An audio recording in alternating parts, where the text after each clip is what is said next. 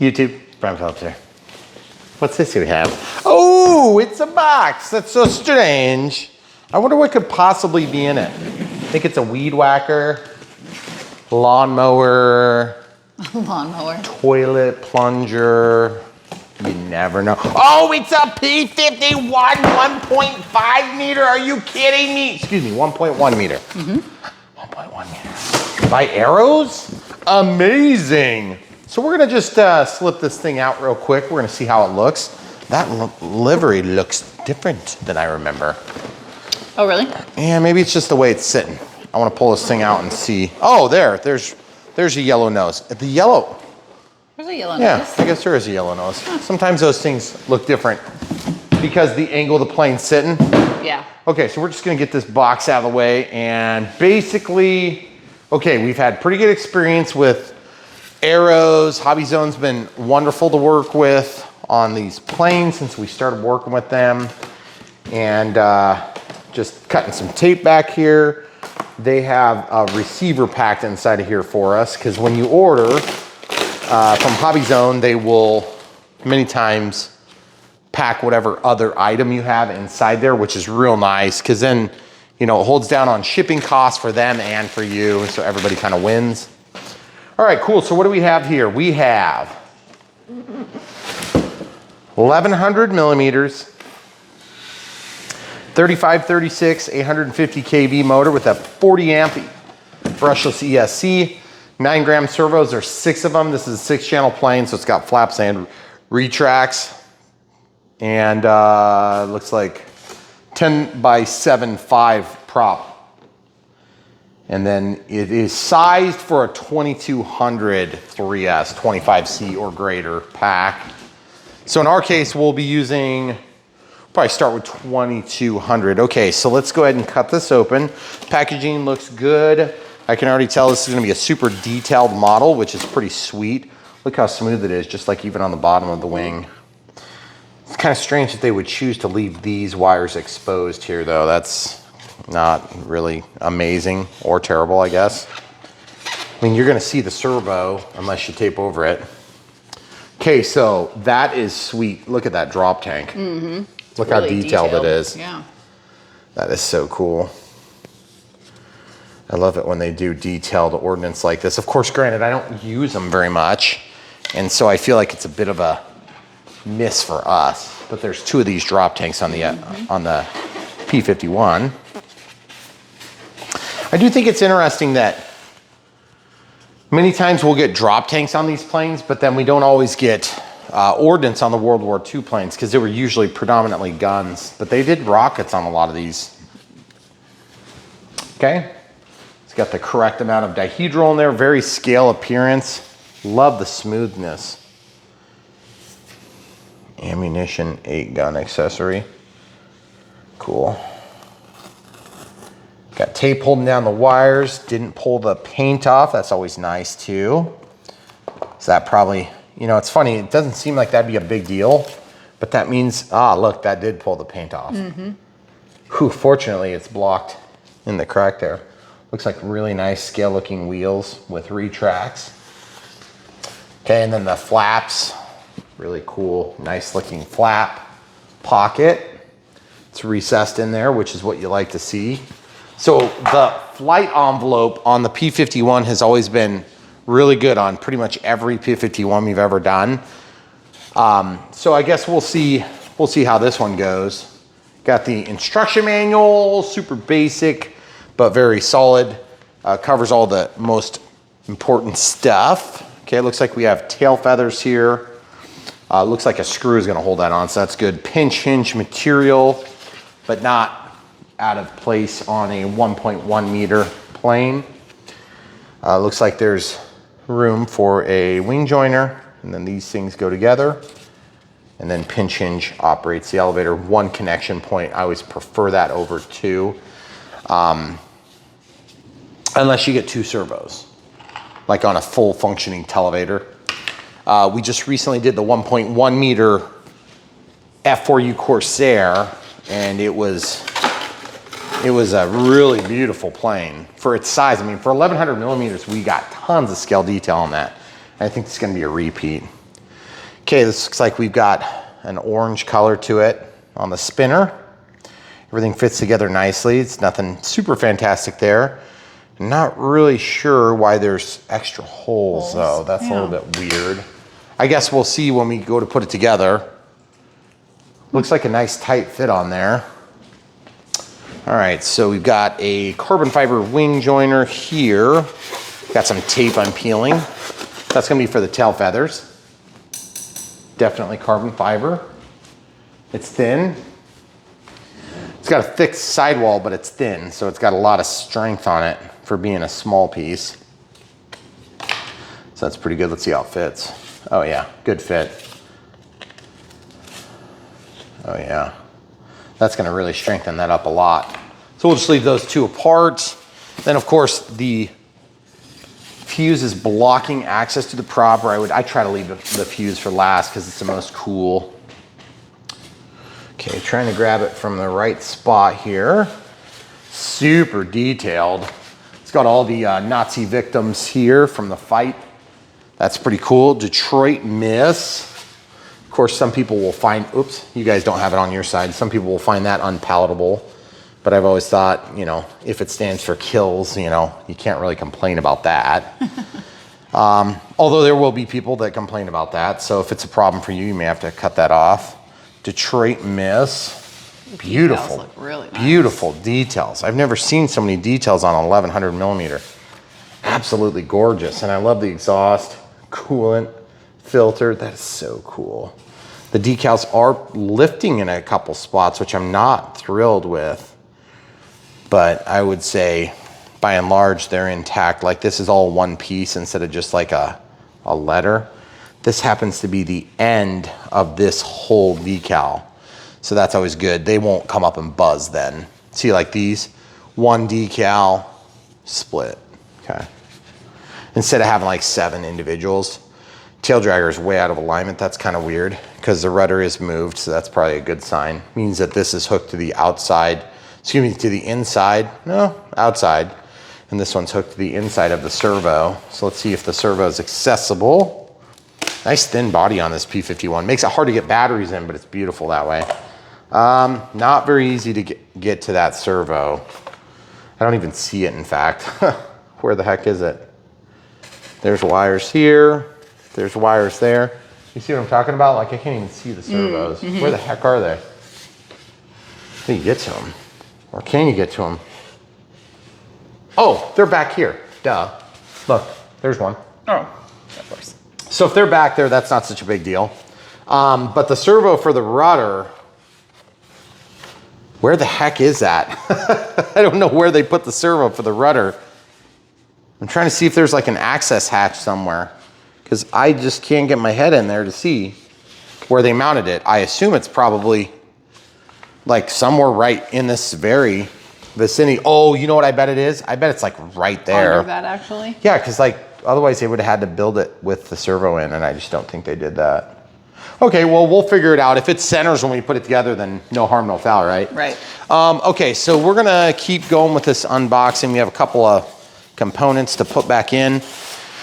Packaging on arrows have been really good. It seems to be definitely on par with the bigger brands that we work with, and we've never seen any damage, so that's always good. We'll just lay that real carefully down. Love the trim scheme, beautiful. I do think it's interesting that we have a yellow nose and red wingtips. Okay, so this is just to hold in the prop. Absolutely gorgeous prop, look at that. I love those detailed props like that. So cool. Now they don't paint the tips on the back, which I wish they would for safety.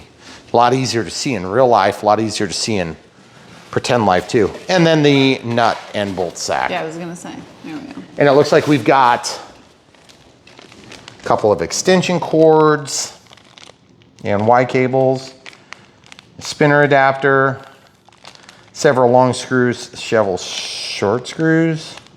Yeah, so for putting the wing on. This should be an easy build. Look at the piece count, guys. That's not bad. Really good piece count. And not to mislead, we've got the drop tanks here, of course, that will be part of the action there. But yeah, what we're gonna do is we'll take a quick set, clean up, and come back for the build. All right, guys, so we're ready to build this. We got this robot stand. Somebody sent us that some time ago, Tom. So thank you, Tom. If you're still watching, we appreciate that very much still. They are really handy, and they're really inexpensive. So it's one of those things that's like $20 or $30.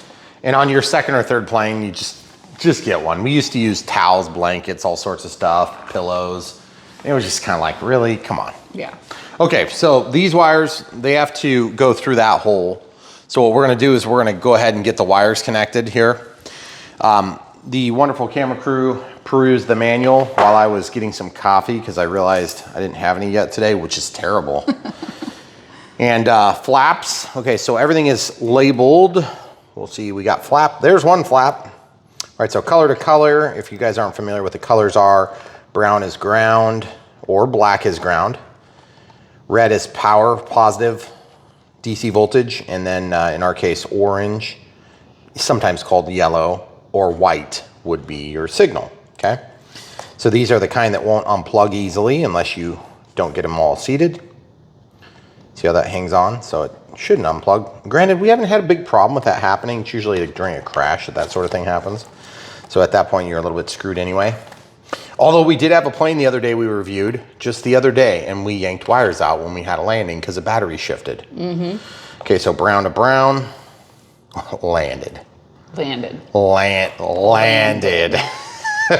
We ran into the ground, but I don't think that was a landing. I mean, it ended up on the ground, but. Yeah. All the small children, African villages were spilled all over the place. And Jolie spilled her coffee. Tomb Raider, you would. Okay. Here we've got the gear. Okay, so brown to brown. And kind of the same thing, just whatever happens to be at the top or the bottom is what I go from. Okay, so that one's just ambiguous, so I think we'll have to do process of elimination. I would assume it's ailerons. So these airplane manufacturers are real good about, you know, like, don't label that. That will take an extra 10 seconds. But the thing is, like, you have to think about it like this. If they're doing 4,000 steps, can you imagine the amount of tedious work that goes into building one of these? No. Like, that's got to be one of the hardest jobs. I mean, because it's one thing to do it because you know, like, you're going to go out and fly it. But then, like, can you imagine just doing it like hundreds of times in a row? That would be so hard. So anybody who's done repetitive work understands what I'm talking about. And I'm talking about, like, you know, the most repetitive work I've done is probably, you know, like working fast food, wouldn't you say, as a kid? So if you've never worked fast food, you may not have the same appreciation. And then, of course, some of you guys are in assembly lines or whatever. Maybe you work on a factory where you build stuff too, but that's one thing that these Chinese factories do a really nice job on, is just tedious work. See that? Look at that. Got one extra length on that flap. Be kind of nice if it wasn't quite so big. You know why that is? Because it's pointed the same direction probably. And so you get extra lead on this side. Okay, so what I'm gonna do is I'm just gonna take these three, I'm gonna hold them in my hand like this so that they're all lined up. I'm not really gonna concern myself so much with the wing other than just so much as to lay the wing in position. Okay, so I wanna flip it over. I'm just gonna drop these through. If you don't have a plane stand, like I said, there's a million ways to skin a cat, and in this case, you can just set it between two couch cushions or have somebody give you a hand, but this is where it's really handy. And there are a lot of planes that require this sort of thing, but on the P-51, we have this inlet vent, the cooler for the turbochargers. I think that's what's behind there. Or the, not the cooler for the turbochargers, but the air intake for the engine. Do you want me to pull those down a little bit? No. Okay, there we go. Now I've got them. And what I'm gonna do is I'm gonna reach down here and pull the slack from the wing down as we go. So I got 1, I got 2, where's the third? There's the third. Back towards the back more. I got it? There's 3. Yep, there you go. Okay, so the idea is if you do this right, you won't have to untangle wires, because if you do it wrong, you will have to untangle wires. So just kind of carefully yanking on the wires so that I don't have to undo anything. And it went down, and you can see it's flush. Now, if we would have done that 10 times, we probably would have got it right 5 of 10 times. So we just happened to get lucky that time. So it looks like these long silver ones are the ones, and they have a hex drive, probably 2mm or 1.5. So we're gonna find that out right now. Well, thank you. Shouldn't there be flowers in here? There should be, yes. There's still not. Nope. Okay, 2mm or 1.5. Let's try 1.5 because I saw that first. Nope, it's 2. So 2mm is a super popular size. And we use them like pretty much almost every build. Yeah.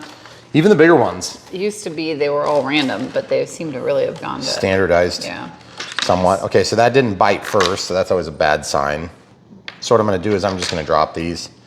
Drop them in the hole. And then what I'm gonna do is I'm gonna take and kind of hold this up against my chest or belly and just kind of align it by wiggling the wing until I get a bite. Then I'm gonna move to the next one and see if I get so lucky as to get a bite, which I did. You can tell because it slowly gets penetration. Okay, and then what we're gonna do is we're gonna try the same thing here. Here it's not going. So once you have a couple of them, you'll note I didn't tighten them all the way. What I have to do is I have to try to brace the plane and move the wing. Okay, I got it that time. And then I just have to take and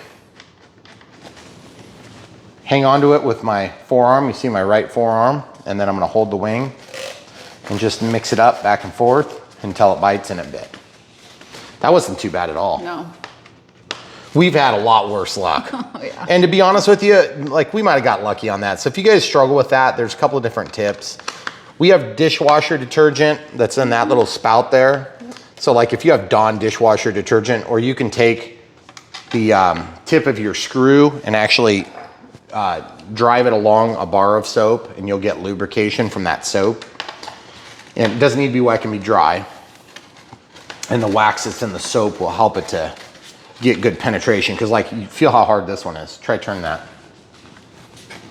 Oh, yeah.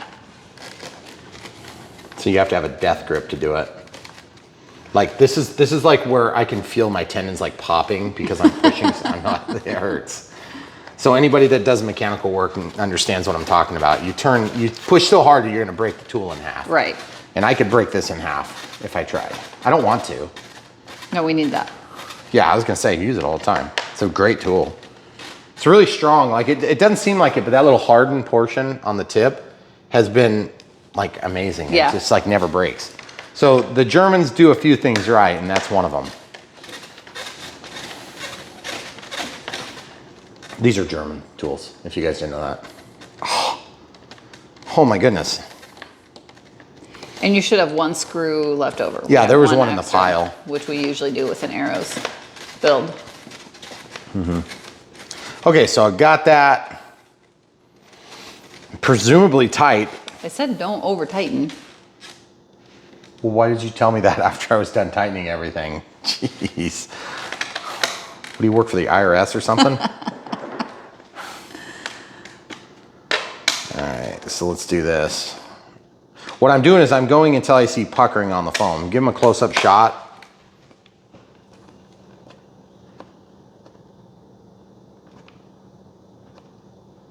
That's too tight. It's tight enough. No puckering, that's awesome. Yeah. Usually I have to go until I see puckering. And here's where I'm looking for puckering. Nothing. I mean, those things are so tight, they're not coming out. And the thing is, you're not really concerned with the wires necessarily, or like the wing coming off. You're more concerned about the screws loosening because it's a pain in the butt. But you can see I have a nice tight seam here. And if you didn't get all those wires through, you would not get that thing to seat, okay? So same thing over here. Actually, that side's not as tight. Look at that. I feel like that can go more. So we are going to do that. Watch out for that antenna. Yeah, I noticed that one earlier. 2 millimeters. Okay.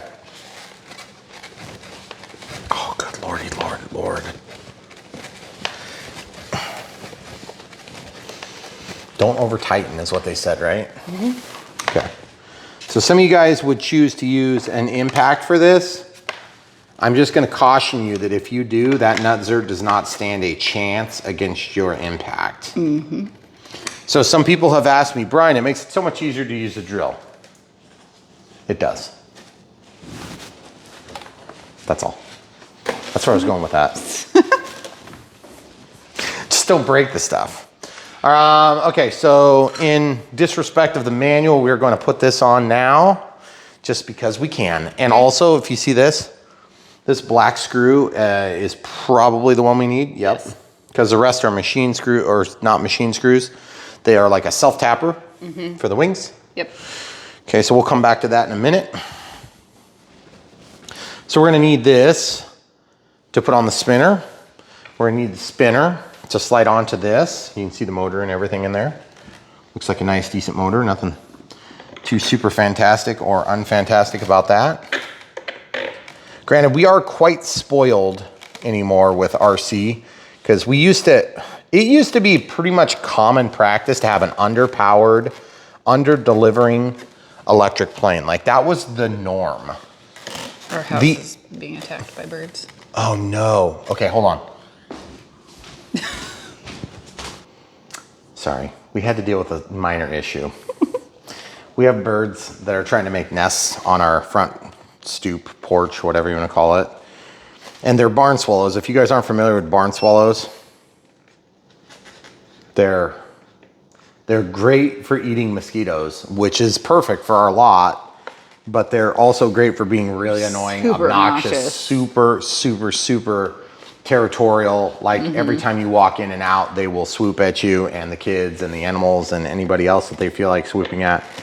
And they make a mess. And they make a huge mess. The first time that they made a nest in our front yard or front. Okay, so that slipped back. I had a little trouble getting that thing to pop. And the noise you hear in the background is our charger beeping because it's done.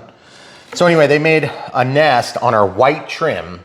It looked like somebody went out there with like a human feces and made like a turd nest on the side of our white trim right next to our front door. Right by our front door. So it looked like a giant like turd right next to the door. And so of course we washed it down and so it was gone. And I mean, it's hard to get that out of the stoop anyway because it's covered. It's just like, it's gross. And it's like they use hay, which we produce here, and then they take mud and they like stick it together and it becomes this like little mud hut. And while we want them on the property, we just want them there. On the front door. And so we have a hawk that we put up that is supposed to dissuade them. And that generally works except for in the spring when they are roosting or whatever it is that they're doing that causes them to like biologically need a home. Yeah. And then they get extremely aggressive. And so what we have done in the past is we have occasionally had to go out there and take care of one victim. And then we leave the victim out there and then they stop. And then there's like 40 more of them or 50 more of them that will vie for that position. It's incredible. Yeah, it's crazy. So yeah, when you live in town, it's like everything that we deal with out here is on such a greater scale. Like instead of having like 3 birds that might be annoying out of 10,000, we might have like 400 birds that are annoying out of 1 million. Yeah. I remember the first time, one of the first, I don't know if it was like a Saturday or what it was. Oh, this thing is a little bit too small actually. That screw is kind of big. I wonder if I'm gonna need a number 1.5. Is it just a Phillips screw? Number 2. Yeah, it's Phillips. I think number 2 might do it. So the other thing we learned about barn swallows is you can turn a fan on and the motion freaks them out. So they will sometimes kind of stop. So we have fans outside here and here for the, like the sitting areas and, for there's like 3 days a year that the weather's nice enough that you would actually intentionally sit outside. This is too big to fit in the hole, but this one's too small to drive it. So I'm gonna see if this one does better. we're like on the cusp of being tight enough. I think we're probably okay. That yellow is a really good match from the paint to the spinner. I was just gonna say it's close, yeah. It's not flat though. No. We have been really spoiled with that feature lately. So, not that this is an especially bad match. I wouldn't say that it's like, given the stuff we've done in recent, the F4U Corsair was like perfect. I mean, almost unbelievably perfect because of the dark blue and everything. Okay, so they suggested putting the draw tanks on first, so we're gonna do that absolutely dead last. Just because we can. So if you guys like what you're seeing here on Brian Phillips RC, learning about birds and lawnmowers and things like this, along with radio controlled airplanes. I don't know if you've connected the dots, but what we do here on Brian Phillips RC is we review not just the aircraft, but then we review kind of how to put the aircraft together, how to get the best out of each of these models. And then not only that, but then, you know, how we're handling our little private runway, you know, how we take care of that to a certain extent. We cover some of that, and it doesn't get a lot of traction. But we do that more for the people that have been following us for years. And, you know, we used to live in town. We had a great place in town and really nice neighborhood and a lot of nice neighbors that we had a lot of good relationships with. So we were able to fly in our neighborhood. And this was, yes, this is when it was legal. So all of you naysayers, just relax. It was not illegal at the time. This is back before the nanny state had completely taken over. But anyway, at this point, as the rules sort of shifted, then, you know, we fell out of compliance. And so we've had to, you know, be a little bit more creative and spend a lot more money to be able to keep doing what we were doing. Shifted ourselves somewhere else. We shifted ourselves. But that wasn't just because of that. I mean, that was, did do a lot of things that cost a lot to try to, you know, maintain this. But when we built our house out here in the country, we had been looking for 7 years for property. And I mean, not like super aggressively, but when you're looking for land in a specific region and specific rationale and specific budget, you know, when you find the right place, then you start making adjustments to your budget. Well, and we were originally looking for a house on land, and Yes. so we ended up building. Yeah, we ended up building because we couldn't find it. My wife told me for about 5 of those 7 years we couldn't afford it, and I was like, okay, whatever you say. That was we did not agree on that. I was wrong one time. Yeah, one time in our marriage. Yep. That's it. But yeah, so we were able to make it work. And anyway, okay, so that was like the easiest That was tail. so easy. That was way easier than the F4U Corsair. Yeah. And I might add that the F4U 1.1 from Arrows has 2 connection points and the elevator is way more stiff. Like, feel how easy this moves. I can just tell from That here. ultimately ended up being a bit of a point of contention for me on the F4U Corsair. And if you guys Yeah. watch that, I'm assuming you will have seen that by the time you see this. But if this gets released first, just wait longer. It'll be out shortly. So anyway, I did run into a little bit of trouble with that, and I ended up fighting it and ultimately getting it to work pretty good by lubricating the rod that went through. The guide tube was bent. It's just ended up being bent at such an extreme angle that it caused a resistance on one side but not the other. And we've run into that a number of times on airplanes. So again, Arrows has been very good. Like, we've been very happy with Arrows products. Hobby Zone, of course, has been great to work with. Okay, where do we stick this? Which hole do we stick it in? Oh. So this is the control rod for and then the clevis for the elevator. Okay, so it says connect On the it. next page, there's a. Yeah, there's your 11.1. Now, just to be clear, we're gonna try this on 3S and 4S. It should probably suffice. Elevator's supposed to be outside to outside. Okay, cool. So that's pretty straightforward stuff. So we don't ever land this but one thing, if you think about it in time, run it in and run it out. And then that's gonna free up the movement, because sometimes it's hard to break it free the first time. So we'll go to the outside hole here, flip it in, super easy. Shoot, it's about perfect now. We can snap it, but we don't know if that's servo is centered. Okay, so look at the extra screws. In case you guys are wondering why you have extras, it's not because you made a mistake. It's because they always provide extras. I shouldn't say always. Always is a dangerous term. Almost Always. Arrow's pretty consistent. Yes, they're pretty consistent on the way that they do these builds. Now, also while we're under here, let's go ahead and put the drop tanks on. They are beautiful. And look, they are tilted. Okay. And tilted. Okay. It's like this one goes over here. I didn't see like an R and an L or anything like that, but you'll be able to tell which way they go. Okay. Oh, beautiful fit. Absolutely gorgeous. That's really cool.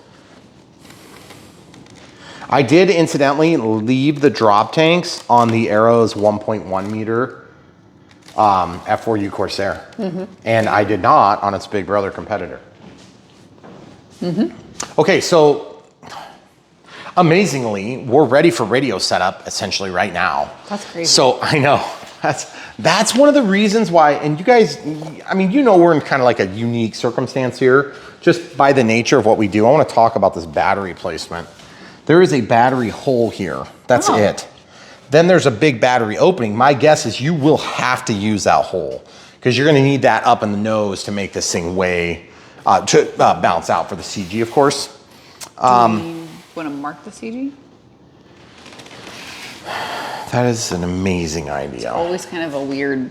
Yeah, it's like, is that radio setup? Is yeah. that? Because you can't really test the CG now, but you can mark it. Mark it. And you know, the other thing too is, this is a pet peeve of mine amongst all the manufacturers. Why can't you mark it yourself? Is what I don't understand. Like, why do we have to mark the stupid CG? Just mark it. Yeah. And then I say that, and then I'm like, okay, so the process goes like this: design, modifications, test flight, modifications, test flight, release, tell us where the CG is. Right. So yeah, I mean, it's kind of hard to do that when you're in the molding process. And to be perfectly frank, there's just certain things like, what came first, the chicken or the egg? What's right. 89 to 94. Okay, 89 to 94? Okay, 89 to 94. And from where? From the leading edge. Of what? Of the, right here. Yep. Okay, so I'm lining up with the wing.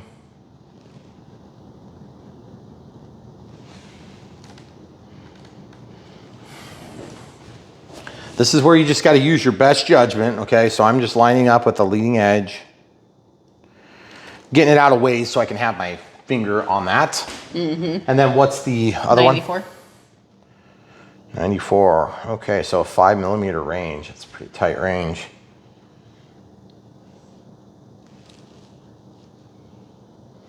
And you guys at home are probably thinking, boy, it looks like you're doing a lot of guesswork on that placement. Not really.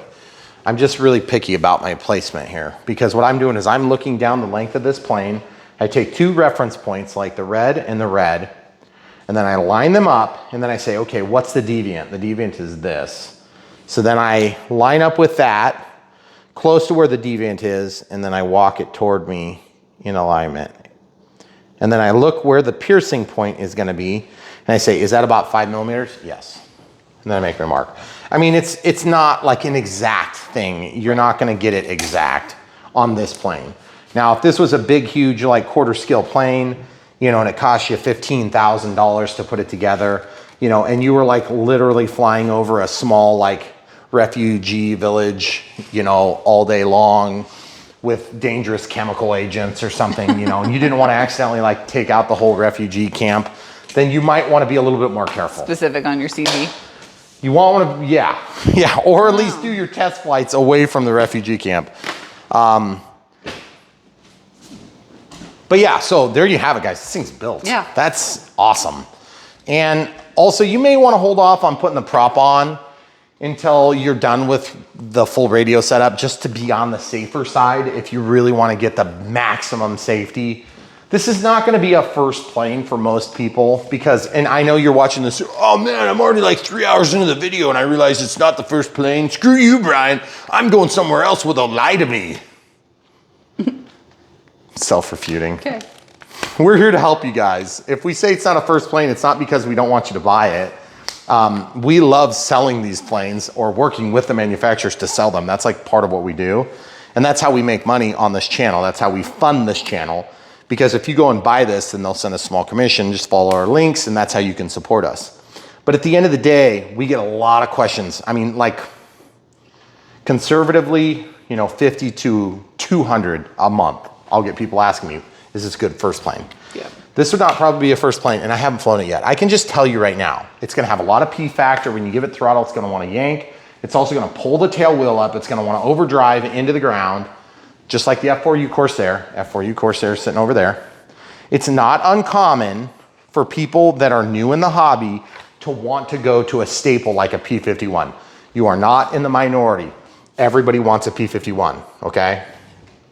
Because they're awesome, including Tom Cruise. So, but we don't all get real ones. And you can have a P-51. You can have a P-51. Just not first. You're literally like a couple planes away. Yeah. I am not exaggerating. I had a P-51 for probably my 4th plane or 5th plane. I can't remember if it was my 4th or 5th. I had 2 planes that I kind of started with. One was a 10-gram indoor plane called an Inum. The other one was a Sport Cub S UMX, which I loved and flew to death, literally like 7 or 8 times. So then I had a Habu, big mistake, was not ready for it. It had safe, it was terrible. I destroyed it, but guess what? That became the Spaboo, where I had a brushless motor and a safe setup inside of a brushless motor configuration. So I was able to have a brushless motor in my Ultra Micro Sport Cub, which was not available then, and it still isn't available today. Horizon Y. V3, people want brushless. Use the little motor from the Ultrix, please. And put some LEDs on there, make it beautiful. So anyway, at the end of the day, I ended up using those together because I like killed the Habu so fast. And plus that thing screamed, that's what it sounded like. 28 millimeters of pure asinine tinnitus for anybody within a 100-mile range. Yeah. The new 30 millimeters are terrible too, but they're much less terrible and very powerful. And that is the plane that got me in trouble with a neighbor. One singular neighbor. Yep, one apple will spoil the bunch. I am dead serious about that, by the way.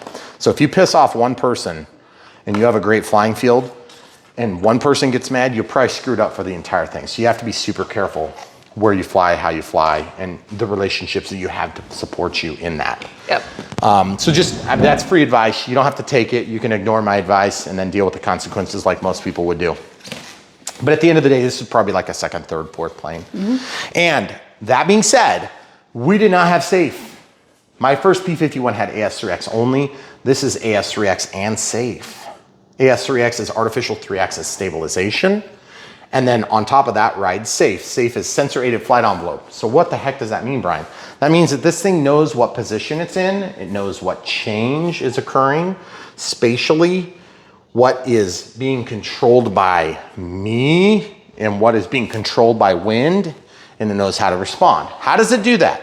I don't know. Well, I actually do know. But the thing is, how does it do it? As far as you're concerned, what it does is it knows the difference between your inputs and environmental impact. And if you're giving it roll, it's expecting to roll. If you let go and it keeps rolling, then that means it's gonna try to resist. If the wind, let's say you're in this attitude and you're going down like this, you've got your wings up like this, the wind comes and blows you like that, it's gonna resist. So that's called stabilization, resistance to the environmental impact. Let's say you're going and your nose gets pushed down by the wind, it'll help counter that. You don't have to sit there and make the correction. And it's not one correction, it's like all axis of correction all the time, 100% of the time. Because when a plane's flying, when you're an inexperienced pilot, you think it's just gonna keep going straight. No, that's what safe does. When you have no safe, you let go of the sticks and it goes in a million pieces, okay? The other thing that safe does is it helps to limit how much you can go up, how much you can go down, limited bank angles and pitch angles. This would be bank and this would be pitch. Bank, bank, okay, pitch, pitch. Okay. The yaw axis is not really a factor for safe, but it is a factor for AS3X because you can still have wind yaw the aircraft. So it goes like this, yaw, roll, pitch. That's the 3 main primary axis of control in an aircraft.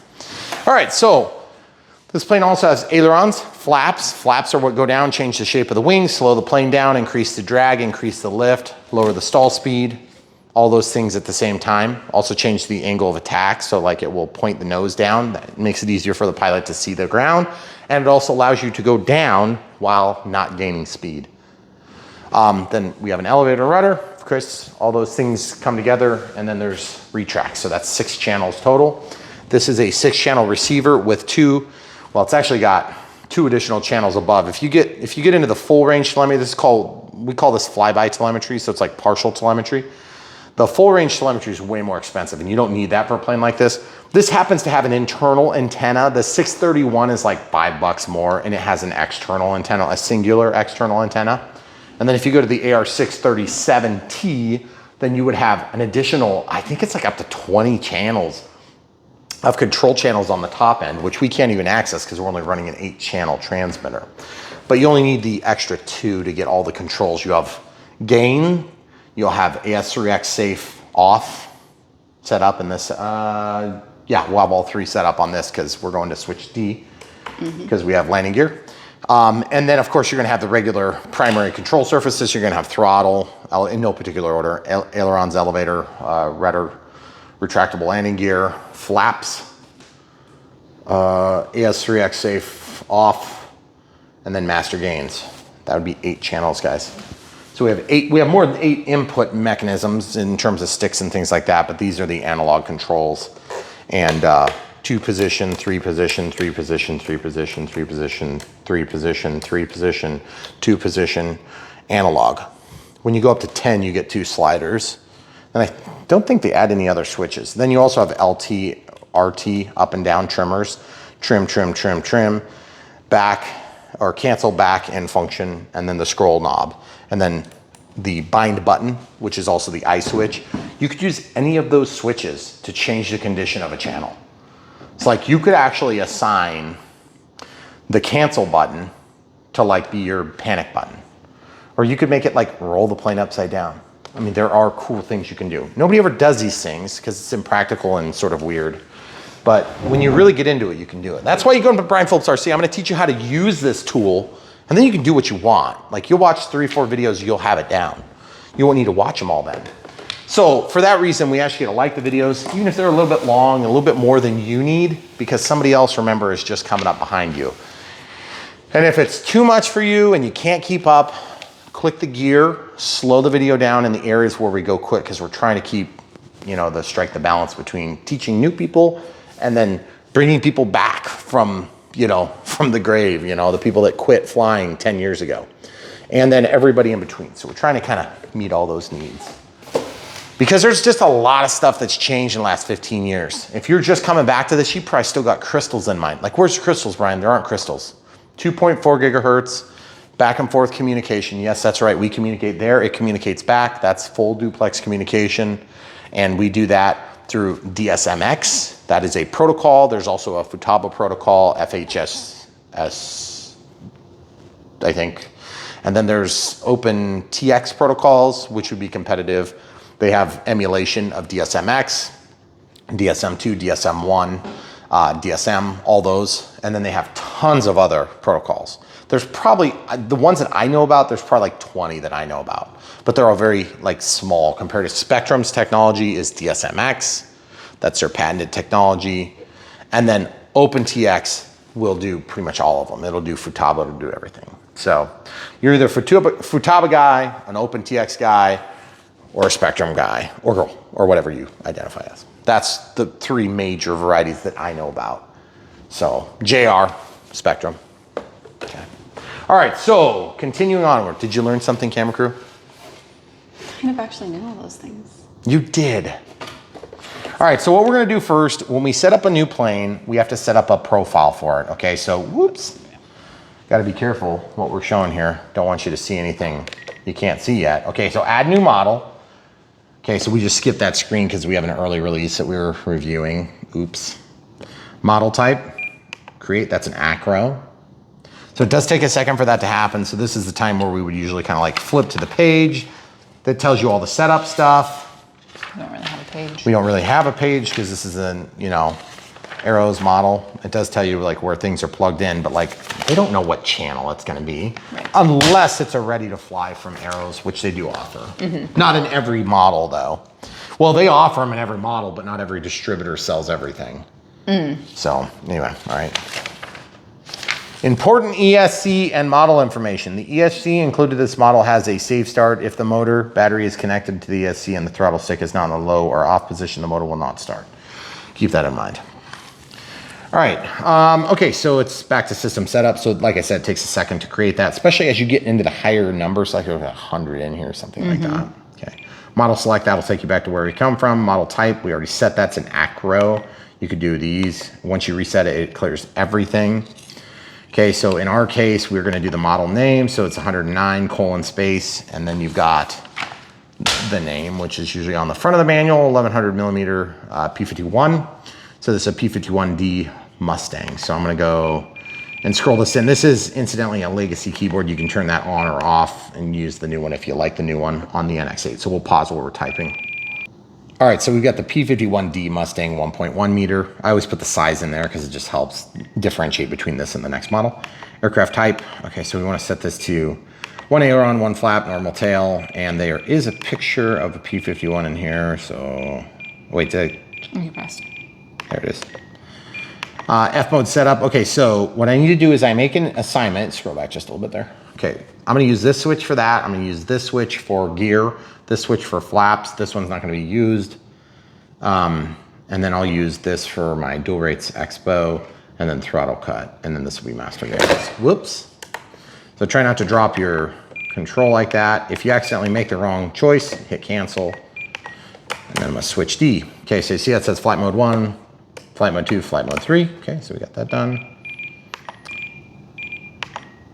And you have to hit select to acknowledge it. Okay.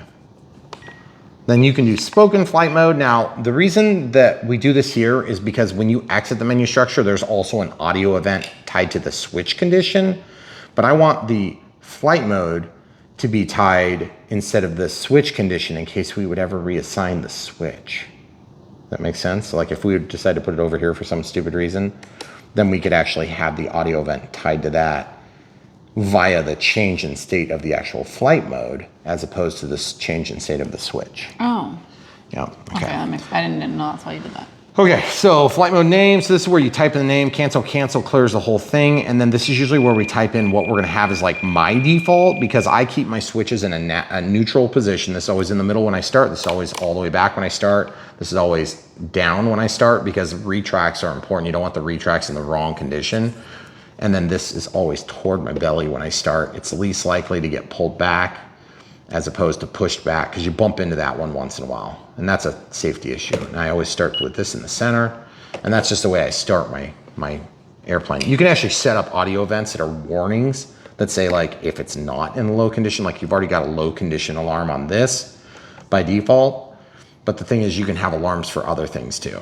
So like if you have a helicopter and you want to make sure it's not in like the idle up mode where it's gonna start spinning no matter what the condition of the stick is, you can have that checked, okay? All right, so the edit flight modes, and this is what we do on Brian Phillips RC. We go through the process of unbox build radio setup, and we share exactly what we did. Doesn't mean you have to do it that way, but it gives you a starting point from which to build on. And at the end of the day, the best way you can support us is just by watching the videos, like, subscribe, click the bell for notifications, but then buy the planes that you do like. We never want you to buy something you don't like, but we do want you to buy what you do like and buy them from the links. AS3X. If you can't buy them from the links, we also have links to PayPal and Patreon. ASED. How about AS3X? So if you guys check those links down in the video description below, we also have brianphillipsrc.com. And if you check out brianphillipsrc.com, now you'll know to have to scroll all the way down here. Then you can kind of see a layout of all the different planes we've done over the years. There's a lot of them. We've like got to be close to 1,600 plus videos now. We're gonna have to, yeah, I know. I don't understand why YouTube can't tell us that number. It's like it tells all sorts of analytics, but not that. There's safe mode, so it's down a little bit further. Yeah, strict mode. Okay, cool. So now you can test it. Now, this is audio event thing is kind of a time suck, and we kind of get that, but it's like this is one of the big features on this transmitter. So we want to share the value of the transmitter. And that's not to say that there aren't other choices out there. There are other choices, and we will eventually review them. In fact, in the near future, we're going to be reviewing another one here pretty quick. I'm going to type off for this one because I'm going to have it off. Now, keep in mind, this does not constitute any control change. This is just a name. and an audio event that says what the switch commanding F mode is going to give us for outcome, okay? It's just because it says asterisk doesn't mean asterisk is on. It's just what we've assigned to that position. So we have to later then actually make the assignment of the condition in the radio system. So we'll do that here if you follow along with us. Okay, so speak, and then this one's gonna be off. I think it's like halfway down, isn't it? Let me get pretty close. And you can do these as like defaults and it's a lot quicker. Put her off.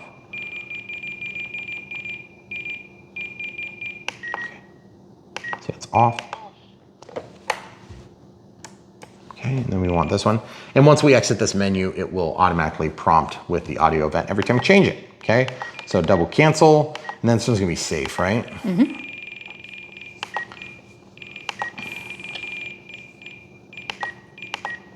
So if you guys have questions about this radio setup and all that, one of the best things I can recommend is just go through, double watch it, triple watch it, the little section that you're confused on. And I know it's kind of hard on longer videos because it's hard to move a little bit on the status bar. We've heard that for years, but we're trying our best to kind of accommodate for that by having our Unbox build radio setup separate now. It's a little easier for us to get the uploads done. 4K video is huge. Huge. Oops, safe mode. And I want to make her talk faster too. Okay, because she's like AS3X. Okay, I already crashed. Okay, so now dual rates in expo, and we'll just do this in order. Switch F. We'll start with like 5. Remember, we're gonna have safe in AS3X, so we don't need to go crazy on this.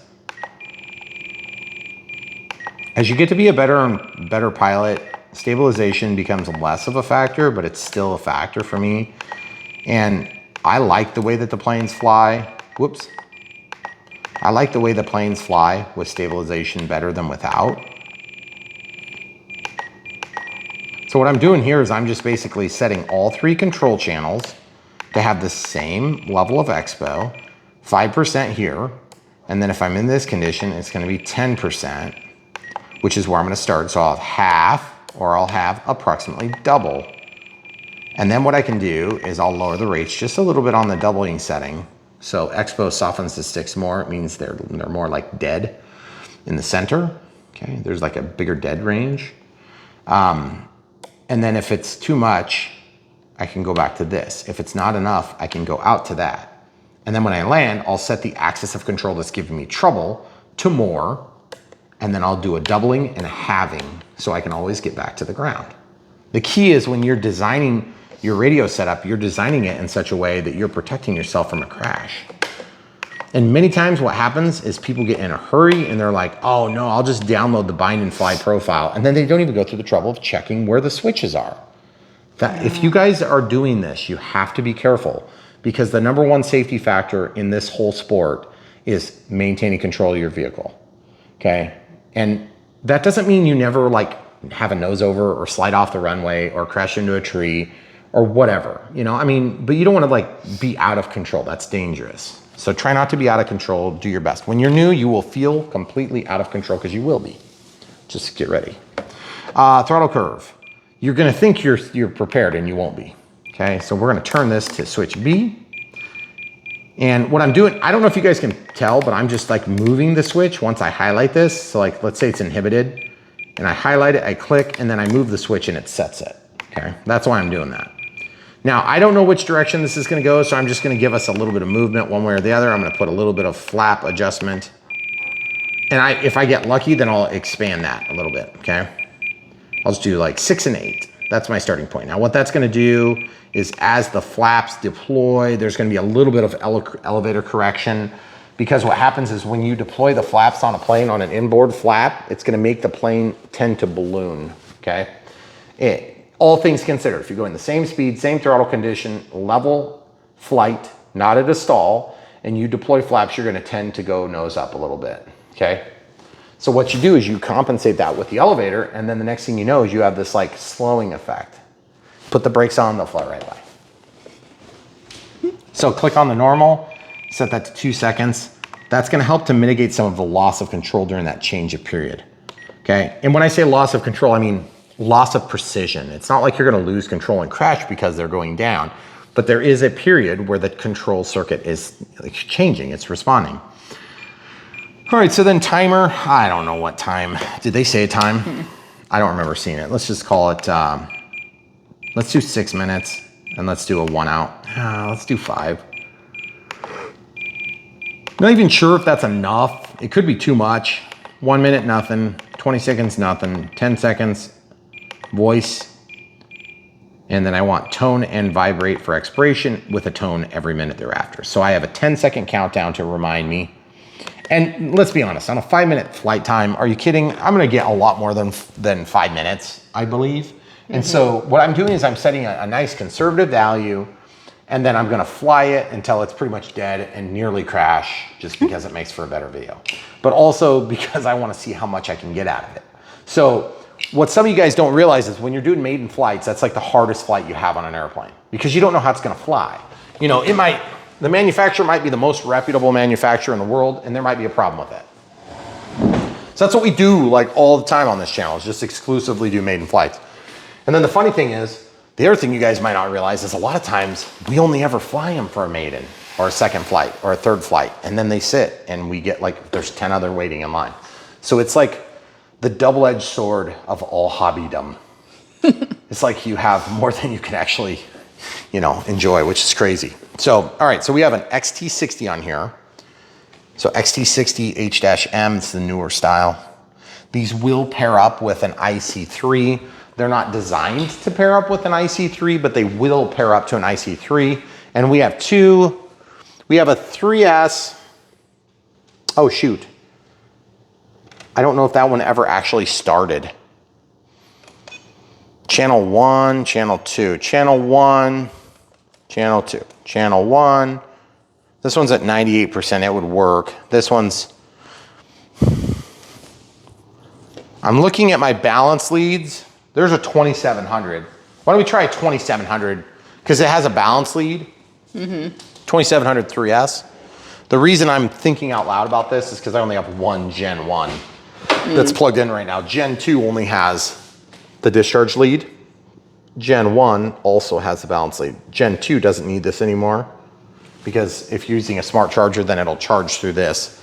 And the smart lead transmits data. By the way, I had somebody ask me a question today. If you have a smart battery and it's under the charge limit, like one of the cells has dropped down too low, or all of the cells have dropped down too low because it's been sitting a long time and the auto discharge worked, but then it just like maybe overshot a little bit, or it sat a little too long.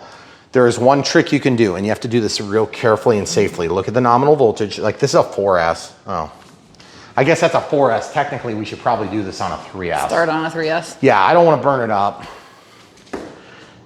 Okay, so 3S. Well, we have a Gens Ace, but then it's got the wrong type of connector, and that's also a 4S. Goodness gracious. 2200 3S, like the most popular battery ever, and I've only got 400 of them. There's one. Okay, this is probably like discharge, by the way. If you have a battery that's too low, a lot of times the receiver will not let you bind, okay? So we're just looking at this. Yeah, 11.3 is a little bit low. 3.78, 3.77, 3.83. Now, keep in mind, these little cheap voltage chargers, you know, voltage checkers, aren't nothing super fantastic. They do go bad. I have killed many of them. If you plug them in backward a lot, I think it short circuits them. Over time, the diodes get weird. And so you'll see a differential in voltage between channels. So like cell 1, cell 2, cell 3, they may be dead nuts on this battery, but this thing's not gonna register that. A little bit annoying, because when you get a sag in a cell, you won't necessarily know if it's a sag or if it's just this thing beeping, right? So the thing you can rest assured is that with a smart battery, especially a Gen 2 without a balance lead, there is a larger balance circuit that's going to help maintain the charge level of the 3 packs, or the 3 cells that are in series, 3S. 3S is 3 in series. You were gonna say though, if you have one that's below the range. If you have one that's below the range, sorry people. So you have to do the math, like let's say it's 3.3 volts times 3, that'd be 9.9 volts, so let's just call it 10 volts. So what you need to do is you could take like a 12 volt battery, so 12 divided by 3 would give you, you know, we're within range. It's not gonna overcharge it, but it will do it quick. So what you can do is you can take that battery, you can take the positive and hook it to the positive, and then you can take the negative, like an alligator clip or a, you know, like an old motor lead that's got a banana plug that you can fit into here. And what you'll do is you'll literally protect yourself, maybe have like a warm, like a cold weather glove or something on, and just slide it in, let it charge, like count to 5. Take it out, and then that'll bump your voltage up enough to get you over the hump. Now, if it's like way off, you may have to do that for a little bit, but you gotta be careful that your leads aren't getting super hot. You're not over discharging your battery. You can also put it to a different battery tech, you know, like a different battery style in your charger and then try to bring it up. But I've also found that a lot of times it doesn't wanna start still. Okay, so what we're gonna do is we're gonna slide this battery into this little opening, 3S 2200. Fits really nice, okay. I like the pocket design. I'm just not sure I'm gonna have a real easy way of securing the battery. Right. Okay, so now we obviously need to get this, you know, plugged in because we have all these wires here, okay? So what I'm gonna do is I'm gonna take on my main screen, I'm gonna go over one to the right to the monitor. We can see what channel's what. So throttle is on channel 1. So obviously here you can see where channel 1 is, it's right there. And then on the side you've got minus, plus, S. So we talked about that earlier. It should be pretty simple and straightforward. You remember how I talked about the 2 different colors. So just remember black and red for power, and then signal is white in this case. That's a Futaba color code. This would be like the Hextronics JR color code. Okay, so I'm gonna put that into the first port, but not the first set of pins. The first actual port is a bind plug. Okay. All right, and that says SRXL2, which I believe is serial communication.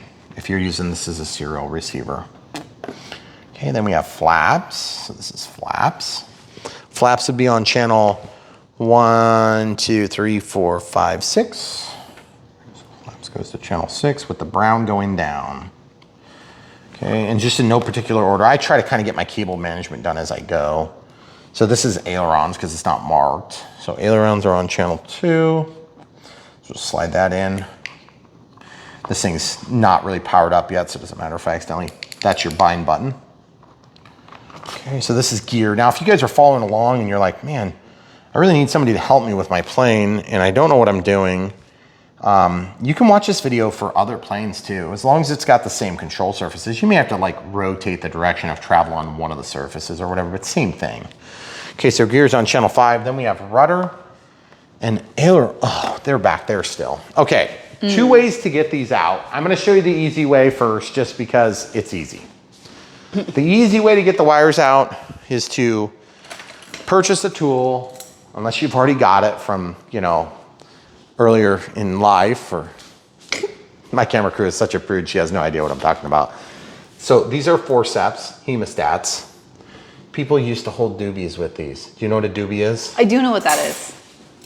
The Doobie I Brothers? was thinking, okay, never mind. They used to hold joints with marijuana in them. I was thinking about delivering babies. Sorry. Yes, you can also deliver babies and then clamp That's off more my their speed. umbilical cords.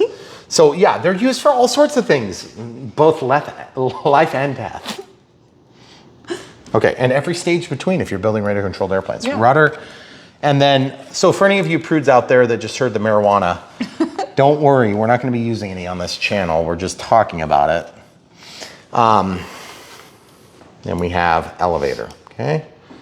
So elevator and rudder. So these are primary flight control surfaces. They also handle the tail dragger, of course, back there. So elevator. So there's the elevator. And the rudder is just trying to kind of get the bind out of it. Okay, so you'll note that my cabling it's not bound together nicely, but it's at least pretty clean, easy to manipulate and handle. Okay. So you can see everything is kind of in a straight, nice path. And what I would like to do now is I'd like to maybe settle on a spot to mount this. That ESC, I'm just gonna kind of slip it up into that cavity up there because there's no reason for it to be flopping around. Okay, and then these wires at some point are probably gonna get stuff down there. This could be mounted flat, flat, flat, flat, flat, flat, flat, flat, and I'm just trying to think of the best place to put it. And since all the wires are attached, it's quite easy to do this. You can also mount it this way. That'd be kind of, I mean, it's not maybe the prettiest way, but it would be really easy. Can you? Yeah, like that. Yeah, you should be able to do that. Really? Yeah, it's one of the we don't hardly ever do it that way. That'd be pretty easy though. It'd be really easy until a battery doesn't fit, and then it would not be so easy. Well, let's see if this works. If it doesn't work, it's literally not gonna take more than a couple of minutes to fix. The other thing you could do is if you like this solution, but you're nervous about it getting kicked like this when you're loading your battery or whatever, you could also do it the other way, which would be nice because then the wires would be more protected. So they wouldn't be likely to come undone as easy. I wonder if I can, ooh. The other thing I could do is I could just Velcro it in on the side, but then that's got an angle to it. I want it to be flat with the tray, but then that's an angle too. That would be flat, that's at an angle. That's flat, that's an angle. Now there is a correction factor for that will automatically tabulate at one point through our radio setup. So don't worry, I think we're just gonna do it like this, camera crew, just cause I'm just afraid people are gonna get confused if we stick it in there vertical. Okay. You know, don't you? Or what do you think? I'd like it if it would be flat, but honestly. I just didn't think you could go up and down with it like that. Yeah, you can. Well. Yeah, I can do that too, but then I feel like we're impeding our ability to get the battery in and out. Can you push wires all towards the back and then put it right in front of that opening flat on the tray? Yeah, I can, but then like all these wires have to reach on both sides, which, you know, I mean, just kind of depends on your taste, but I mean, you could do that, then it's way back there. I mean, there's more than one way to skin this cat, folks. You can do it however you want, but I think for us, maybe we should just do that. I don't know. I actually don't have a problem with that at all. It's just that if we end up having to put the battery here because the CG doesn't work out the way we anticipate. That was gonna be my next question. Can you put it in there with like a piece of tape just to temp it in and then test the CG? See if we're close? I don't know. I'm just kind of like, at this point, I'm just kind of like thinking it might be better to just stuff it in there. I'll try it. Let's see if we can get it to go in here. And then maybe we can force it like this. I like to have it along the axis. Now you can't put it at a straight angle, like at a 45-degree angle. That would cause too many complications. Yeah, technically you can, by the way, but you would have to then make some compensations for some different things. And yes, you can do that. Like you would have to cross control the elevator and rudder. Oh. Yeah, it'd be really complicated. Yeah. I'm not even gonna do that. No. See, and then this would work too. So there's just a million different, I don't think you normally would go sideways though. I think that's kind of like a faux pas thing. You're not supposed to do that. I've had guys tell me you can do it though. And I like my receiver centered. But just like, okay, that looks really clean. Let's just do that. Will you hold that down while I get some Velcro? Yep. Okay, so guys, what I'm gonna do is I'm gonna get a pair of scissors and I'm gonna get a little bit of Velcro. Now you could do this as simple as, you know, a piece of double-sided tape, 3M tape. I don't even think we're gonna do shelf liner. Are we? How does that battery stay in there though? We may have to make a plug on that one, I wonder. The lid? When you put the nose of the canopy in, Does it plug is it? it gonna hold it? I don't know. I haven't built this plane before. Oh, well geez. Okay, so we got some Velcro here. This is just like Velcro that's left over from other planes that I've kept into near perpetuity because my wife hates wasting stuff. She loves it when I save things too. She's like really excited. It gets her all fired up. Never bothers me at all. Not at all. Not even a little bit. Okay, so I'm just gonna take off the backing before I even, okay, go ahead and let go. Do this super simple. Now, if you do this with Velcro, you run the risk of maybe not getting like the most totally tight connection that you could possibly get. But at the same time, you know, it's a receiver in a 1.1 meter plane. It didn't cost $15,000. You're not flying it over the refugee camp anymore after listening to my good instruction from earlier. So really, I would say that, like, you know, it's plenty good. It's gonna hold it just fine if you have decent quality hook and loop Velcro. Brand Velcro. If you get Velcro brand Velcro, trademarked, copyright, whatever. We're gonna have to beep that out later. It's like, YouTube has determined that you have copyright violated yourselves. You are now fired and we will kill your channel. I was gonna say something else, but thought you were. I decided not to. I got myself in trouble the other day saying something like that. Okay, there we go. I think that looks good. Yeah, that does look good. Now all we have to do is essentially go through the radio setup part itself. The radio setup part is mostly done, by the way. Right. And when I say radio setup, I mean forward programming. And that's gonna set up our AS3X and safe, as well as orient the receiver. And then we also have to arm the ESC, which is one of the things we have to do on Arrow's planes, because Arrow's planes don't come armed, right? Or do they? Oh no, it's Dancing Wings that don't come armed. I think they do actually. Yeah, the Arrow's ESCs are armed, but you have to go to a low state before they will start on a given flight. Some of the ESCs have to be calibrated before they'll even run. That's more on the ARF style, like almost ready to fly. Like almost ready to fly, meaning you've got 400 steps instead of almost ready to fly as in plug and fly, where you've got like 30 steps on this plane. All right, so first things first, throttle cut is on, throttle stick is down. You can either turn this off or you can go into the bind menu or the bind menu here, and then you can be ready. I'm gonna be ready. Okay, now I'm gonna plug this in. Camera crew, keep yourself safe. If something would go horribly wrong, you'll note that this will plug in, but it's just a tight squeeze, okay? Then I'm gonna press the singular button one time, and then of course this stupid thing times out. Bind, yes. Bind.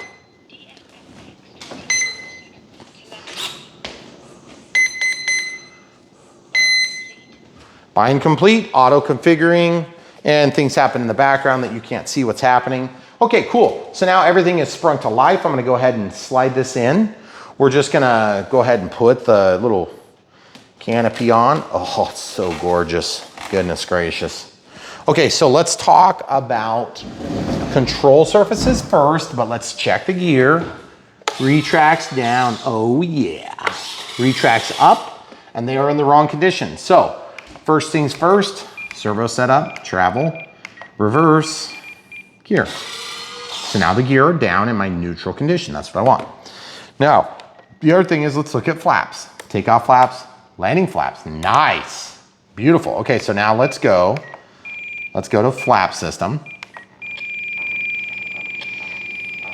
Okay, so as I scroll that to 100, they're not quite there.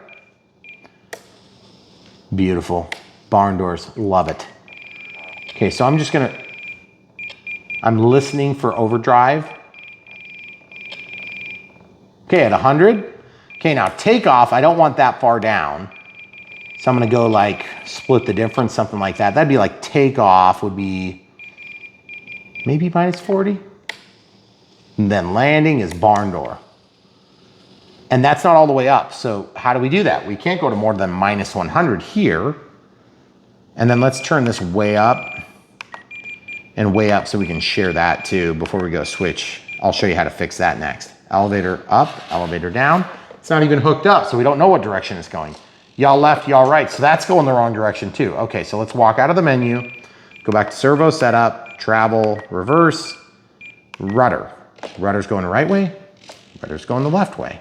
Rudder's going the left way, rudder's going the right way. Ailerons, also wrong, goodness gracious. Aileron left, aileron right.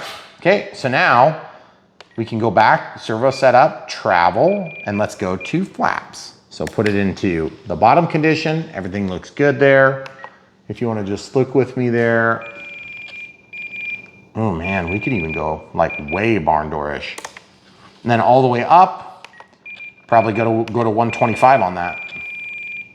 Would you look at that? 125. Would you look at that? 125 up and down. So nice flat flush transition, no binding, no hissing, no moaning, no complaining.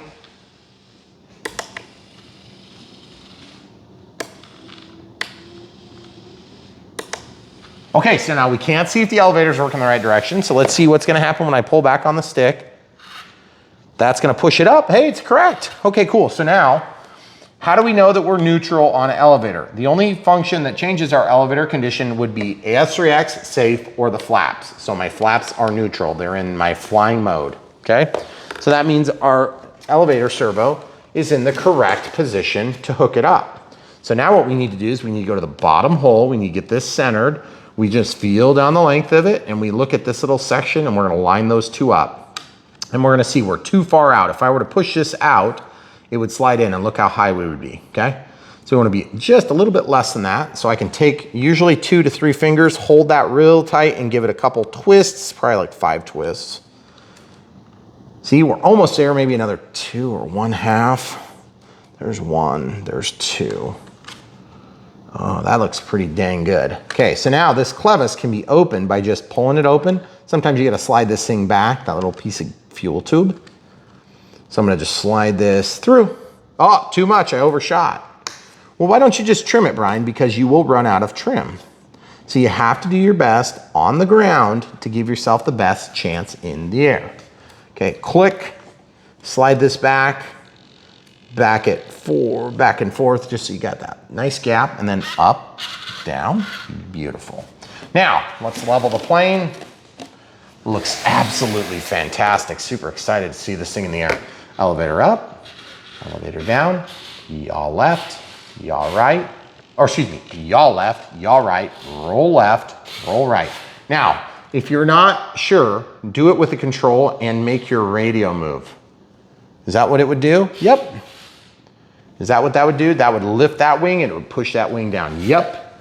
Elevator, that would make the nose go up. That would make the nose go down. Okay? Yaw, yaw. Okay? So we got all the control surfaces going the right direction. We have the flaps going the right direction and the right amplitude. I usually go for about 1/3 for takeoff flaps and full for landing. So that'd be 1/3, 3/3, 0/3. 0/3, 1/3, 3/3. Got it?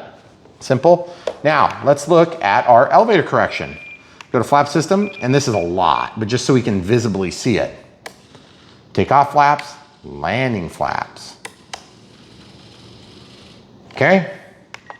So I'm gonna set that to 0 and 0. Why is it, didn't we just line that up? I swear like we just had that lined up. It's not lined up. Look, does that look lined up to you? No, it looks down a little bit. It's not safe. What the heck? That's very weird. Okay, so what I'm gonna do is I guess I have to mechanically adjust that. So let's look at this elevator correction quick. See, because I never know what direction this needs to be until we like hook up the model. Yeah, so that is the correct direction. So you want it to go up. The absolute value needs to move up. So as your elevator, your flaps deploy, that's gonna make the nose go up. So you need the elevator to point down a little bit. Okay, so I'm gonna stick with probably something like 5%. And then let's do 8%. So 5% for takeoff, 8% for landing. Now, why is there such a big amount for landing and such a small amount for takeoff? Or why is there so much for takeoff and so little for landing when you only deploy 1/3 for takeoff, but you do 3/3 for landing? Why, camera crew?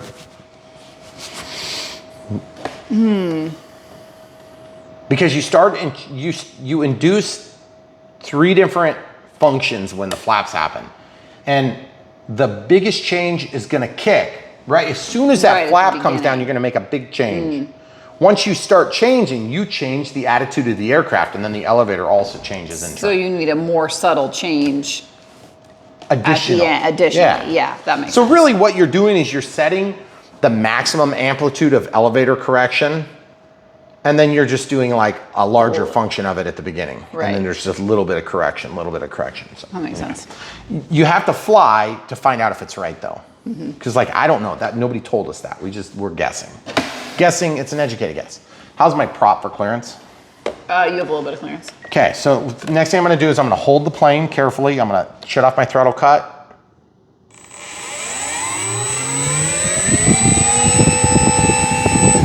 Very nice. Okay, throttle cut's on, that was about 30%. So now AS3X would be active if it was active, but it's not active, so we're gonna make it active. So the next thing we have to do is I'm gonna leave it on the plane stand because that holds it level in a flight attitude, so I wanna make sure, camera crew, check my prop for me. Does that look like it's in a, is it touching? You will not have clearance now. Okay, I'm not gonna start throttle then. Okay, so now what we're gonna do, let's look at the screen again. I'm gonna clear the timer, stop it from running. Click, I'm gonna scroll down to forward programming. This is where it connects to the transmitter for some connection or for some setup for AS3X and gyro stuff, first time setup. This is where it's gonna indicate, make sure all the settings are right,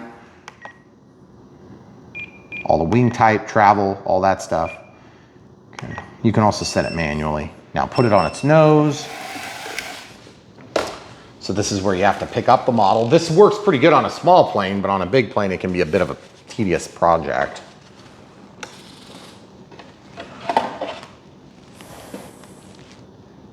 Look, and then continue. See, it shows me the way it's set in the plane, which is correct, orientation 1. Okay.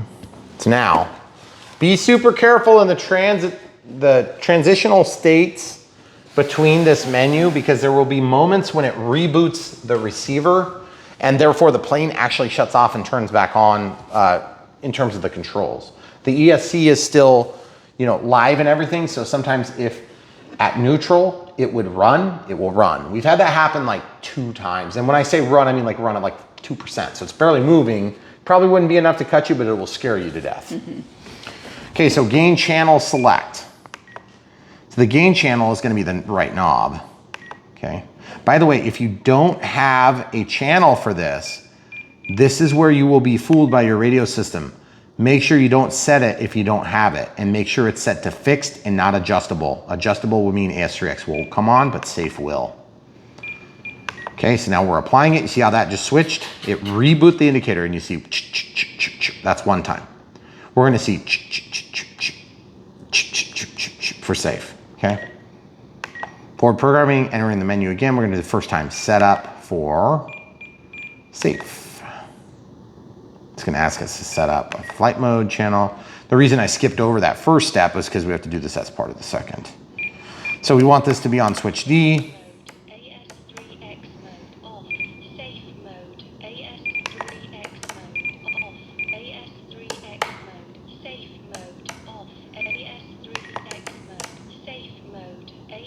That's incorrect. But I'm gonna set it and then we'll go out and do a change here. We have to go down to, dang it. We have to go back to system setup, make 1 change. Channel assign, I want auxiliary 2 not assigned to anything, we'll inhibit that. So then auxiliary 2 will be available then for switch D.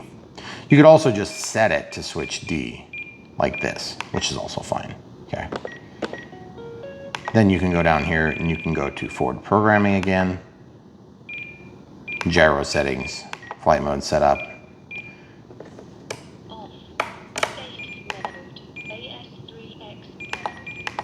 There you go. See how it's changing now? Okay. First time safe setup. We already set it. Oops. I want it on flight mode 3. Don't worry about it. Level, model, and capture attitude. So this is where if your transmitter or your receiver is mounted, instead of being flat at 90 degrees, instead it's at like 12 degrees, or 13 degrees downhill or 30 degrees uphill. That's where it's gonna correct for that, okay? So you can level, model, and capture attitude. Look at that. It leveled the model and it captured the attitude. But that's presupposing this is level, and I don't think I'm totally perfect. So what I'm doing is I'm just kind of looking at what the horizon would be, and I'm trying to bring the wings perfectly level, and then I'm gonna do that 1 more time and see if it goes to 0 on that second measure. Nope, okay, good enough. And it gives you a description of what those values mean, okay. Okay, so I want safe off here. I want it off here. And I want this on, self-leveling with angle demand. So these are your limits for your bank and angle limits. Now we apply. Now watch. That's your safe, okay? So now safe would be technically on at this point and off at this point. Okay, so we have to go back into forward programming and set the off condition. So we'll go to gyro settings, F mode setup. Now we can go active for AS3X, inhibit. See? Now it's set. Okay, so there's one other thing you have to do inside of here, and that would be under AS3X settings and gains. This is where you can set your gains really high for visibility if you're doing videos on YouTube, okay? So now I can take this off the stand. We should be able to go without the stand now for generally the rest of it. I'm gonna throttle cut off, give it some throttle. Oh, it's not gonna work because we're in here. I just set my gains to 4X. Okay, and I'm gonna walk out, okay? Throttle cut is off. Over 25%, throttle cut's back on. So now let's watch the gains, making correction to the position of the aircraft. My throttle cut is on since I'm vulnerable here. To that side, yes. To that side, yes. Up, down, yes. Roll up, roll down. Roll up, roll down. So I am looking with my eyes at the control surface. When this wing gets pushed up by the wind, what happens? I'm looking at that. It goes up. It goes down. That's correct. That means it's gonna fight the environment. This is not the environment. You want it to do that no matter what the environment is doing. You don't want this to happen because this is wind, okay? Does that make sense? So what I do is I take my eyes and I look down the length of the plane and I follow, and we try to do this. It's always hard to film this step, but you see the rudder, okay? See how it goes to the right? See how it goes to the left? See how it goes to the, whatever direction that is? See how it goes the other direction? See the elevator? Watch. Elevator goes up, elevator goes down. It's hard to see, it's subtle, but this is the other thing I don't have done. Watch this. Off. Watch what I'm doing. Look over here so they can see. All the way down, all the way up. So now watch. Rudder, when I go up with this tail, watch what happens. It goes up. When I go down, it goes down. When I go elevator up, it goes up, it goes down. Aileron up, aileron down. Now you can see it doing all sorts of stuff, right? Yep. See how the rudder is, it's responding opposite of the environmental impact. I am wind, okay? Now, if I don't like the way it's flying, I can shut it off. Or I can turn on auto leveling. Look at this. Trying to find the easiest, quickest route to level.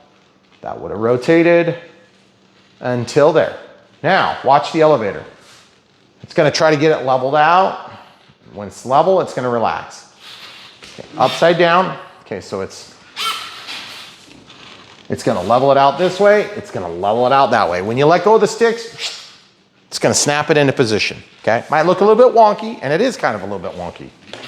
But the idea is you can reduce the gain on those channels if you want it to be a little bit less wonky. So that allows you to over control it a little bit more than safe, or vice versa. Now, we also have the off function and we have the gain, which is here. So the gains are highly subjective, folks, but I'm gonna tell you, there is one thing that's not subjective with AS3X or safe, and that is wobble. So as you're flying, or oscillation. So there is a condition on a stabilized aircraft where it's flying along and it gets so fast that the correction is kicks the nose up, kicks the nose down, kicks the nose up, and it exacerbates because the frequency by which it's refreshing, okay? That's called an oscillation. You want to be able to turn this off until such a time as you have set your gains appropriately, okay? So if you're limited on channels, make it so that safe is on, or AS3X is on, or nothing is on, if you have the choice, okay? Or if you have a knob, you can just turn it down, or you can turn it up. Now, I never start on 4X anymore because I found it never needs 4X. It's like almost never. I've had 2X the most I've ever used. But it does help for testing if you're trying to see. It helps if you're trying to see it on a video. Yeah. Where's that? Yes, Eric, so I don't. So then that just makes the function of this, like this is whatever the function is, okay? This is 0. So this is 1, this is 50%, this is 30%, this is 0. This is 1 times 2, 1 times 4, you know, 1 times 0.25, 1 times 0.5. So the function of gain is gain times 1. And then you can do times 2 or times 3. And then the knob, of course, would be respective to absolute 0 compared to 1. Does that make sense? Now, I aim on my planes to leave this at 1 or 2, and then have my gain at about 50%, because just like my retracts, just like my flaps, just like my expo, just like my reverse thrust if I had it, just like my throttle cut, I want all the conditions of all my switches the same when I start an aircraft, because I don't want to remember. It's too much for me to remember every single plane we have. And I don't want to spend half an hour trying to figure it out every time I go to fly a plane I haven't flown for 6 months. Okay? So with that, that is completely set up. It is ready to fly. It is literally going to be as good as it needs to be, with the exception of 2 factors. We have elevator correction that we will need to adjust, and we have potentially dual rates expo that we might want to play with, as well as gains. So those are the 3 functions that you just kind of fly. You see how it does. And it's literally the turn of a knob to get more, or the turn of a knob to get less. If I need less, then I can go in and capture my gyro gains. I can fix them and then disassociate from that channel if I so wish to do so. Okay? Also, when you capture your gyro gains, it's whatever setting you have it set to, it becomes the neutral setting, or excuse me, the full setting. And then you can make a function of that as well. So like if you only want to adjust the ailerons, you can go in, if the value was 30, you can make it 22. If the value was not enough, you could make it, instead of 30, you can make it 37. If the value was still not enough, you could go up to 45. And that becomes a percentage function of gain here. So aileron times functional gain equals output. Elevator times functional gain equals output. Rudder times functional gain equals output. So those values can be independently controlled based on the flight control surface. Now, we only have an 8-channel radio. If you had an NX10, you could set up a slider for your gain on the ailerons. And then you could set up a slider for your gain on the elevator. And you could set up a, this for the, gain on your rudder. We don't really have that problem, so we haven't done that in the past. But if you really, really, really want to refine a plane, you can do that. You can also set, if you have the channels and you don't have the knobs, or you don't want to use the sliders, you can also set trimmers, I believe, to do that. I've never done it, but really the sky is literally the limit when it comes to some of the technology. The technology that's in this plane may actually be more robust than the technology in a P-51 in real life, because it's like World War II vintage, but in terms of the electronics and things like that. So, and I might be overstepping my bounds just a little bit. Another thing too, if you're in AS3X, you have full control authority as per what you have set for your rates. When you're in safe, it's going to reflect a difference. Now also note that that's down. That's because my attitude is not correct. Look at how far that's trying to go. Jeez, I don't like that. If that's an issue, we can reset that. We'll have to reset that probably. Because it looks, oh no, we needed to mechanically trim that too, remember? Yeah, because we had that little bit of an issue. Okay, so throttle cuts on, we're in AS3X only. And I'm going to pop this back a little bit so I can undo this. This I just have to use my fingernails, sorry, camera crew. Okay, so now I want this to come out just a little bit more. So I'm gonna brace it and twist it out 1, 2, 3 times. See if that's enough. I don't know why it changes. You know what it is? I think we were lined up really good here, but then like these things were off-putting to the angle. Maybe we weren't as bad as we thought we were. Let's go back some. We'll split the difference, just go back 1/2.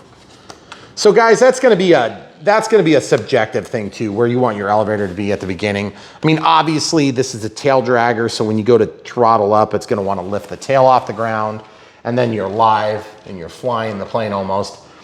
And so what's gonna do is it's gonna wanna yank the tail up and pull the prop into the ground, and it's gonna wanna go like that. So there is a little bit of an asymmetry in the direction the prop points, just like it would be on a real plane. So it's this way, to the right and down, to help with that P factor. So once you get up on your mains, you better be ready with your almost full right rudder, or left rudder. you'll know. It's the first time you do it. You'll see where it wants to veer. You're going to veer the other way. All right, guys, without further ado, help support us. Buy the planes if you like them. If you don't like this plane, we got tons more. There's literally a million planes. And when I say a million, that's probably a little bit of an exaggeration. It's not literally. But there are hundreds of planes, pretty much all the current stuff that's out there that's worth seeing. We've reviewed, and I shouldn't say that. There's some planes we haven't reviewed because some of the manufacturers are not real excited about us telling all their dirty secrets as we do these unbox build radio setups, because that's what you find here on Brian Phillips is the truth. And so we are very thankful to our the vendors that we work with, whether it be a distributor like HobbyZone.com or SoCal Hobbies or Horizon Hobby or Banggood or whatever it happens to be. We love working with these guys that let us be totally upfront with you. If we run into a big, huge problem with a plane, we just tell you about it, and then we let you know how great they took care of it, which is really nice, because at the end of the day, this crap is made in China and it's shipped on an ocean-bearing vessel in ungodly conditions, probably through thunderstorms, tornadoes, sharknadoes, and whatnot, and it's literally shipped around the globe before you get it. So like every once in a while, there is a servo that's bad, or there is like a dent or a scratch or some minor thing. So really, what separates the boys from the men in this case, please excuse the expression if you're offended by that, too bad, is the people that take care of us when something doesn't go right, okay? Because we've been working with a lot of different hobby shops, hobby companies, different things like that, and if they work with us for any length of time, they realize that we're gonna bring an audience that's serious, and you guys are a great audience, and that's part of the reason why we can get away with being totally truthful about this and still maintain good relationships with the people we work with. So at the end of the day, we love these things just as much as you guys do. The difference is that we are, going through them like crazy, trying to bring all the latest and greatest. So if you want to help support us in our efforts, remember, I love this. It is a huge passion of mine. And if you can't tell that from watching the videos, I'm not sure what you're watching, but my wife is not, in that same boat. She doesn't like hate it or anything, but it's not her passion. So she supports me in this. So if for nothing else, help the camera crew so that she doesn't, off me in the sleep. We have a lot of land here. They would never find me. Okay. So like if I fall off the map for like weeks or months, send help. Look at airplanes in the living room, kitchen, office, basement. You haven't seen the basement lately. No. It's getting pretty deep. Yeah. So anyway, if you guys are so fortunate to have a wonderful wife that cares for you and takes care of things like filming you play with your toys as an adult, then hang on to that one. So anyway, thanks camera crew for doing a great job. And stay tuned. So much more to come on Brian Phillips RC, and check out brianphillipsrc.com as a labor of love for my wife. And it is going to be the future of the channel. And when I say the future, I mean it's also going to be the past, because it's been out for a little bit. So please do check it out. And if you enjoy it, leave it in the comments below. Let people know what you think of it. Hopefully it's all positive. If it's negative, just don't share that part. Just don't tell me. Don't share that. Just like the video anyway. And come back for the next one. Maybe we'll do better or worse. Stay tuned though. Seriously, great plane, guys. Aero's good to work with. You'll like this plane. NX8 was great. Don't forget that. AR630, we'll link to that. We'll link to the battery that we choose when we're flying. We'll probably fly a couple of batteries if I didn't already mention that. We have been splitting up the maidens from the Unbox Build radio setup. So if you're watching this right now and you're like, why didn't you fly? I thought you were gonna fly. We flew. This got published a minute before the actual maidens. So like if you haven't watched the maiden, and barring some technical difficulty at YouTube, which does happen, just go to the playlist for this particular plane. It'll be the Aeros P-51 Mustang 1.1 meter. And you'll be able to find it right there, and you'll be able to find that maiden flight. And then if we made adjustments, that'll be in the maiden from what we did in this build. So always go back to the maiden to see any changes we made. All right, guys, leave your questions and comments down below. Don't forget to buy this thing from the links if I didn't mention it before.